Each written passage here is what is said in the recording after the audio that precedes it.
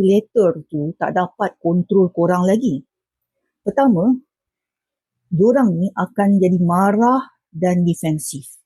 Bukan marah biasa tau, marah yang penuh hinaan, sindir dan cuba jatuhkan korang selagi diorang mampu. Selagi bagi dia, korang tak tunduk, itu hinaan bagi ego dia.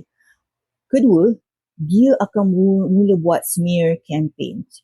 Smear campaign tu macam cerita buruk, gumpatlah pasal korang dekat family, orang dekat korang yang percaya pada dia. Dia nak pastikan semua orang nampak korang ni macam jahat supaya dia boleh kekalkan image baik dia lah. Ketiga, dia akan cuba activate trauma lama. Dia tahu, dia kenal korang. Dia tahu apa yang korang takut, insecure dan trigger. Sebab dia akan gunakan ayat lama untuk buat korang macam goyang tau. Kalau emosi korang goyang, korang masuk dalam perangkap kawalan dia.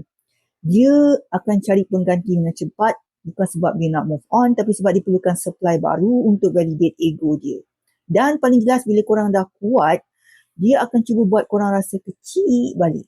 Sebab bagi orang yang narsistik ni, dia tak takut kehilangan korang pun. Dia sebenarnya takut kehilangan kuasa. Dan bila diorang tak boleh kawal, of course lah korang yang akan menang. Korang dapatkan buku lagi untuk dapatkan banyak informasi tentang manusia begini.